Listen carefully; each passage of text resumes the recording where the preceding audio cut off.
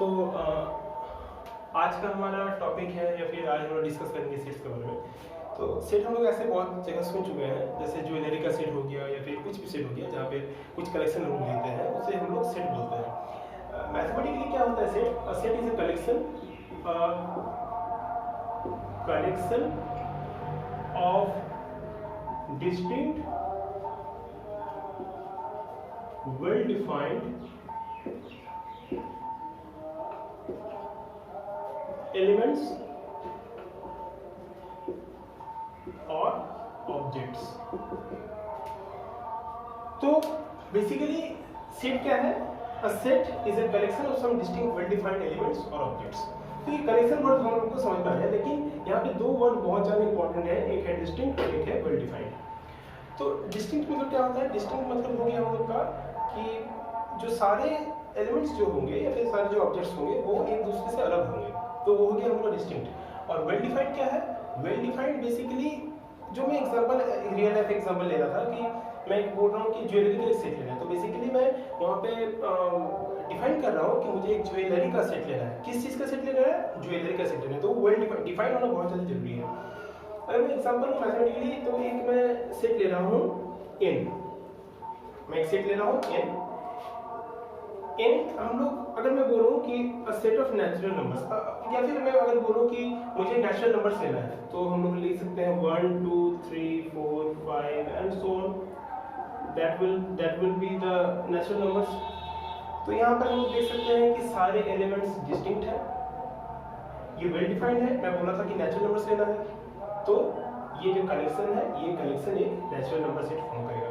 ये जो नोटेशन है ये बेसिकली यूनिवर्सल नोटेशन है। इसी तरह बहुत सारे यूनिवर्सल नोटेशंस हैं। जेड ये उनके integers, set of integers. Q rationals. Are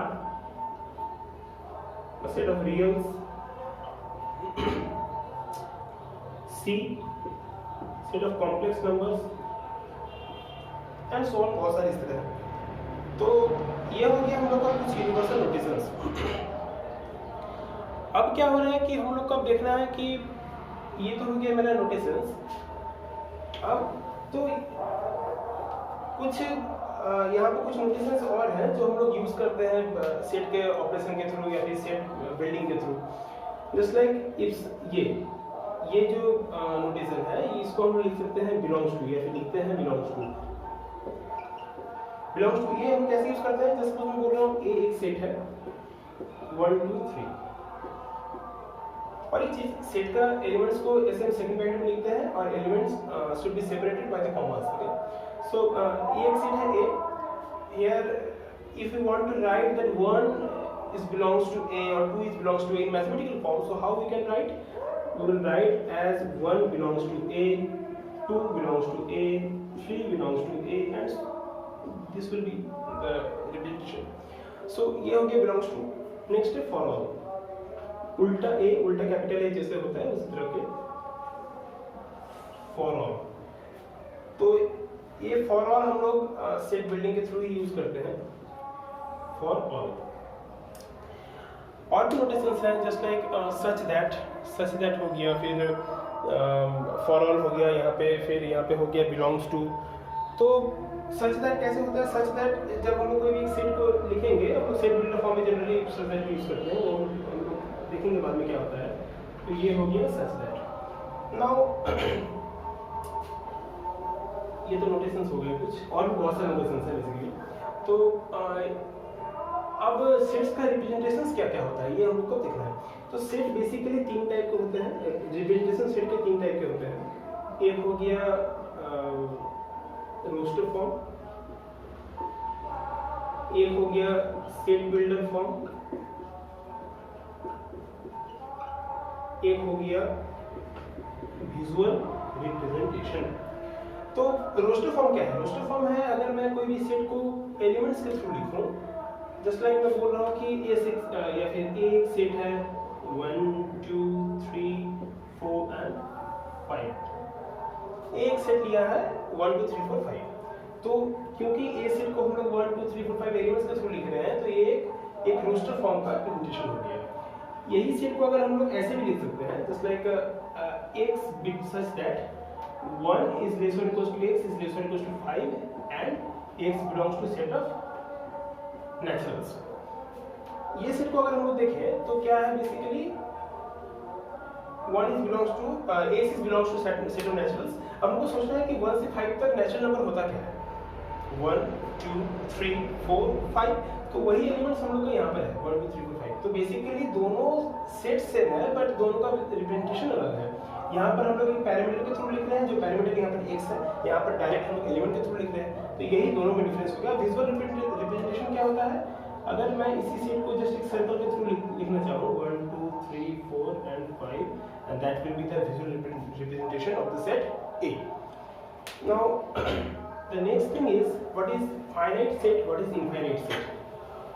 So finite set क्या होता है, अगर कोई भी सेट का elements finite number of elements हो तो उसे हम लोग बोलेंगे फाइनाइट सेट, अगर कोई सेट में इनफाइनाइट नंबर ऑफ एलिमेंट्स हो तो उसे बोलेंगे हम इनफाइनाइट सेट। जो मैं एग्जांपल कुछ देर पहले लिया था n, इसमें मैं देख रहा था क्या 1 2 3 4 5 6 6 7 8 9 10 ऐसे बहुत सारे चलता ही रहेगा, तो बेसिकली हम लोग देख सकते हैं कि उसमें फाइनाइट नंबर एलिमेंट नहीं है, उसमें इनफाइनाइट नंबर ऑफ एलिमेंट है।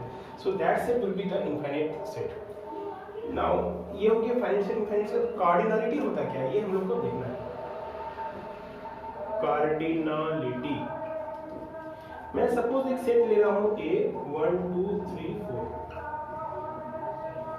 तो यहाँ पर मैं देख सकता हूँ कि A में कितने सारे एलिमेंट्स हैं, 4 एलिमेंट्स हैं, तो यहाँ पर कार्डिनलिटी कितना होगा A का, या फिर कार्डिनल नंबर कितना होगा 4। अगर मैं कोई सेट लेता suppose B A B C D E F G H I J 10 elements लेता, तो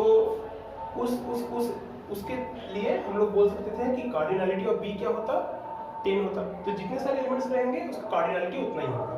तो ये हो गया कार्डिनलिटी का कंसेप्ट। अब जो नेक्स्ट थिंग है वो कुछ ऑपरेशंस है, फिर कुछ थिंग्स है, जैसे सबसेट, सुपरसेट, यूनियन, इंटरसेक्शन।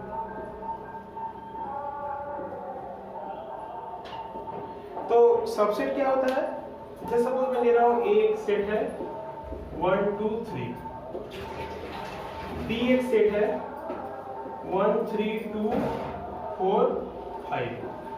तो यहाँ पे मैं देख सकता हूँ और एक चीज, यहाँ पर कोई भी सेट का हम लोग उसका ऑर्डर डिपेंड नहीं करता है, सेट में सिर्फ डिपेंड करता है क्या, जो सारे एलिमेंट्स डिस्टिंक्ट होने चाहिए और एलिमेंट्स वेल डिफाइंड होने चाहिए। लेकिन यहाँ पे मैं देख सकता हूँ कि कोई भी सेट को हम लोग उसका ऑर्डर चेंज कर सकते हैं, जैसे ये सेट 1 2 3, उसको हम लोग लिख सकते हैं 3 2 1, उसको लिख सकते हैं 2 3 1 2 1 3, कुछ भी लिख सकते हैं। तो यहाँ पे मैं देख सकता हूँ कि A के सारे एलिमेंट्स B में हैं, तो हम लोग बोल सकते हैं A is a subset of B and that will be written as A is a subset of B। अगर हम लोग इसको उल्टा तरीका से सोचें तो B is a superset of A, तो ये हो गया सबसेट का साइन, ये हो गया सुपरसेट का साइन। नाउ यूनियन क्या होता है, जैसे सपोज मैं इसी को थोड़ा चेंज कर रहा हूँ, मैं यहाँ पे क्या कर रहा हूँ कि इसको मैं 2 को ओमिट कर रहा हूँ, तो सोच ले रहा हूँ कि B एक सेट है 1 3 4 5, A एक सेट है 1 2 3। ना यूनियन क्या होता है, दोनों, अगर मैं बोलूँ कि हमको लेना है A यूनियन B, अगर मुझे लेना है सपोज A यूनियन B लेना है, तो हम लोग क्या लिखेंगे, A के एलिमेंट्स और B के एलिमेंट्स, तो क्या क्या आएगा 1 2 3 4 5। अब यहाँ पर क्वेश्चन हो सकता है कि 1 और 3 यहाँ भी थे यहाँ भी थे, तो एक बार ही क्यों लिखा, तो ये 2 था, तो यहाँ पे मैं एक बार क्यों लिखा, क्योंकि हम लोग का डेफिनेशन ही बता रहा है कि सारे एलिमेंट डिस्टिंक्ट होने चाहिए। अगर मैं 1 और 3 2 बार करके लेता तो प्रॉब्लम क्या होता है कि वो डिस्टिंक्ट नहीं होता, फिर मेरा 1 2 बार आ जाता, 3 2 बार आ जाता, तो वो मेरा सेट का जो क्राइटेरिया है उसको सेटिस्फाई नहीं करता, तो वो एक सेट ही फॉर्म नहीं करता। तो बेसिकली A यूनियन B क्या होगा, दोनों एलिमेंट्स मिला के जो एक कलेक्शन आएगा वही, उसी को हम लोग बोलते हैं